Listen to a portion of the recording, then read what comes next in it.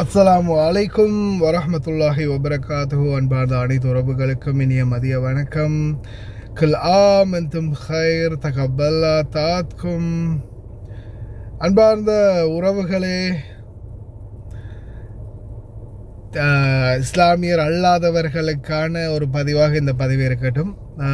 முக்கியமாக பார்த்திங்கன்னா நிறைய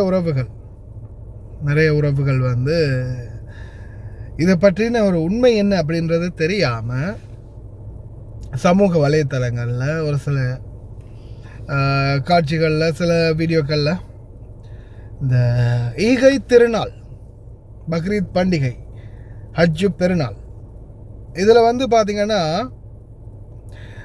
சிலருக்கு வந்து இது ஒரு மனதுக்கு மிகவும் இப்போ உயிர்களை கொள்ளாத, அதாவது சைவ சாப்பாடு சாப்பிடாதவங்களுக்கு ஒரு மனசுக்கு ஒரு கவலையாக இருக்கலாம். அதே போல் இந்த இப்படி பண்ணுறாங்களே, ஒவ்வொரு இந்த ஈது பெருநாள் வரும்போதும் இப்படி ஆடுகளை பலி கொடுக்குறாங்களே அப்படின்ற ஒரு வேதனை ஏற்படலாம். நிறைய பேர் இந்த நான் ஒரு பாட்டு ஒன்று நான் இதில் பார்த்தேன்னு நினைக்கிறேன்.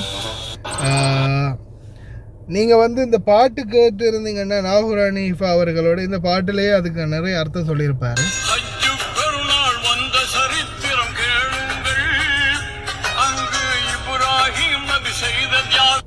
இந்த பாட்டு கேட்டிருந்தீங்கனாலே நிறைய பேருக்கு அதோடைய அர்த்தம் புரியும். இஸ்லாமியர் அல்லாதவர்களுக்காகத்தான் அந்த மெயினான பதிவு. அதுவும் இந்த ஆட்டை பலியிடுறதை வந்து வெறுக்கக்கூடிய உறவுகளுக்கு. சரியா? இப்போ இதில் வந்து அந்த சாராம்சத்தை ஷார்ட் அண்ட் ஸ்வீட்டாகவே சொல்லி முடிக்கிறேன்.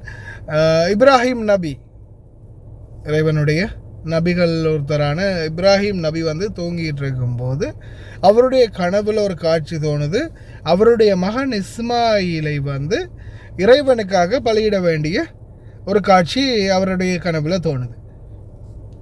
அப்போ அதை வந்து அவர் வந்து என்ன செய்கிறாரு, உடனடியாக இறைவனுக்காக இந்த ஏற்பாடை நான் செஞ்சுதான் ஆகணும் அப்படின்னு மகனிடமும் அதை பற்றி பேசுகிறாரு. இறைவனுக்கான பணியாக இருந்தால் நிச்சயமாக நிறைவேற்றுங்கள் தந்தேன்னு அவரும் அதை ஏற்றுக்கொள்கிறாரு. தன்னுடைய மகன் இஸ்மாயிலை கூட்டிகிட்டு போய் ஒரு மலை குகைக்கு பக்கத்தில் போய் என்ன செய்கிறாரு, அந்த கத்தி ஒன்று எடுத்து மகனை வந்து இறைவனுக்காக பலியிட முயற்சி செய்கிறாரு. ஆனால் அந்த சந்தர்ப்பத்தை, அதாவது மூத்த மகன் இஸ்மாயிலை வந்து பலியிட முயற்சி செய்கிறாரு. அந்த சந்தர்ப்பத்தில் இறைவனிடமிருந்து ஒரு வகி வருது, அதாவது ஒரு அருள் வாக்கு வருது. அந்த நேரத்தில், அதாவது மகனை வந்து அவர் வெட்டுறாரு, நிறைய தடவை ட்ரை பண்ணுறாரு, கத்தி வந்து வெட்டுதில்லை. சரியா? ஆனால் அந்த கத்தியினுடைய கூர்மை எந்த அளவுக்கு இருந்துச்சு அப்படின்னா, அந்த மகனுடைய கழுத்தை வெட்டாத அந்த கத்தி பக்கத்தில் இருந்த மலையில் ஓங்கி அடித்ததும் அந்த மலையே ரெண்டாக பிளக்கிற அளவுக்கு கூர்மையாக இருந்தது அப்படின்னு சொல்கிறாங்க. அந்த நேரத்தில் ஒரு ஆடு, ஒரு சிலர் வந்து ஒட்டகம்னு சொல்கிறாங்க, ஒரு சிலர் ஆடுன்னு சொல்கிறாங்க, ஒரு ஆடு அல்லது ஒட்டகம் வருது. இந்த உயிரினத்தை அதற்கு மகனுக்கு பதிலாக நீங்கள் இதை வந்து பலி கொடுங்க அப்படின்ற மாதிரி அந்த இடத்துல வந்து குர்பானி கொடுங்க அப்படின்ற மாதிரியான ஒரு வகை வருது. அதை வைத்து பார்த்திங்கன்னா இப்ராஹிம் நபி என்ன செய்கிறாரு, மகனை விட்டுட்டு அந்த ஆட்டை வந்து குர்பான் கொடுக்குறாரு. ஆனால் யோசித்து பாருங்கள், நீங்கள் ஒன்று மட்டும் புரிஞ்சுக்கோங்க. ஒவ்வொரு குடும்பத்திலையும் உள்ள மூத்த பிள்ளைகள், சரியா, இன்னைக்கு இந்த ஹஜ் பெருநாள் நாளில் இரையாக வேண்டியவங்க, அதாவது இறைவனுக்காக பலியிடப்பட வேண்டியவங்க. சரியா? இறைவன் அன்பார்ந்த இரக்கமுள்ள நாயன் அப்படின்னு சொல்லுவாங்க. மக்களை எந்த அளவுக்கு நல்வழிப்படுத்தணும் அந்த அளவுக்கு முயற்சி செய்யக்கூடிய ஒரு ஏற்பாட்டாளன். இந்த நேரத்தில் சரி, இப்போ புதுசாக சட்டம் வளர்ந்துருச்சு. ஆனால் எவ்வளோ வளர்ந்துருந்தாலும் இன்றைக்கு எத்தனை இடத்துல நரபலி கொடுத்துருக்காங்க, சொந்த பிள்ளைகளே இது பண்ணியிருக்காங்க, அது பண்ணியிருக்கிறாங்க, பூஜை நடத்தியிருக்கிறாங்க, யாகம் நடத்தியிருக்கிறாங்க, கொண்டுட்டாங்க, அப்படி பண்ணிட்டாங்க, இப்படி பண்ணிட்டாங்க, அவங்களுக்கு இவங்களை கல்யாணம் முடிச்சு வச்சுட்டாங்க, சின்ன பிள்ளைய பெரிய தாத்தா கல்யாணம் முடிச்சிட்டாரு. இந்த மாதிரிலாம் எத்தனையோ சம்பவங்கள், சம்பிரதாயங்கள், சடங்குகள், எத்தனையோ விதமான மூட நம்பிக்கைகள் ஒவ்வொரு மதத்திலையும், இஸ்லாமாக இருக்கட்டும், இந்துவாக இருக்கட்டும், கிறிஸ்தவ மதமாக இருக்கட்டும், பௌத்த மதமாக இருக்கட்டும், எல்லா மதங்கள்லேயும் ஒவ்வொரு விதமான மூட நம்பிக்கைகளான சடங்குகள் இன்றைக்கும் இருக்குதான். தெய்வீகத்தோடு செய்யக்கூடிய சடங்குகளும் இருக்குது, மூட நம்பிக்கையான சடங்குகளும் இருக்குது இல்லையா? அதே போல் இன்றைக்கு உலகம் எவ்வளவு மாறி இருந்தாலும் சிலது இப்போ இந்த நரபலி கொடுக்கறதுன்னு சொல்லுவாங்க, அது இன்றைக்கும் நடந்துக்கிட்டு தானே இருக்குது. இன்றைக்கும் அது அரங்கேறிக்கிட்டு தானே இருக்குது, எங்கேயோ உலகத்தில் எங்கேயோ ஒரு மூலையில் இல்லையா, நம்மளுக்கு தெரியாமல் போனாலும். ஆனால் ஏதோ அந்த என்ன சாத்தானுக்கா பேய்க்கு நம்ம அதை கொடுத்துட்டோன்னா, நரபலியை கொடுத்துட்டோன்னா, ஒரு மூத்த பிள்ளையை கொடுத்துட்டோன்னா, இல்லை வீட்டில் ஒரு இளைய பிள்ளையை கொடுத்துட்டோன்னா நம்மளுக்கு அது தங்க தள்ளி கொடுக்கும் அப்படின்ற மாதிரி அது ஒரு நம்பிக்கையில் அவங்க அதை செய்கிறது. எத்தனையோ பேர் இன்றைக்கி தன்னுடைய குழந்தைகள் இழந்திருக்கிறாங்க, எதுவுமே கிடைக்காம.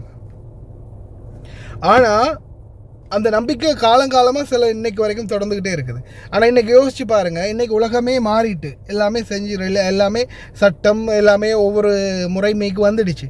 ஆனால் இந்த சூழலில் ஒரு குழந்தை, அதாவது தன்னுடைய மூத்த பிள்ளையை பலி கொடுக்கணும் அப்படின்ற அந்த ஒரு சிஸ்டம் ஆரம்பத்தில் இருந்தே வந்துருந்துச்சுன்னா, காலங்காலமாக அதே சிஸ்டம் வந்துருந்துச்சுன்னா, இன்றைக்கும் ஒரு குடும்பத்தில் எங்கேயாவது ஒரு மூலையில் சட்டத்துக்கு பயந்து இந்த மாதிரி பண்ண முடியாது, அப்படி குடும்பத்தில் மூத்த பிள்ளையை தொடர்ந்து ஆய்வு செய்யக்கூடிய அதிகாரிகள் வருவாங்க, ஒவ்வொரு மாதமும் ஒவ்வொரு வருடமும் செக் பண்ணுவாங்க, அப்படின்ற மாதிரியான சட்டத்திட்டங்களை கொண்டு வந்திருந்தாலும் கூட எங்கேயாவது ஒரு காட்டிலேயோ கரையிலையோ எங்கேயாவது இந்த சட்டம் இல்லாத, சட்டத்தை பின்பற்றாத ஏதோ ஒரு இடத்துல இன்றைக்கும் ஒரு குழந்தை இறந்து தான் இருந்திருக்கும்.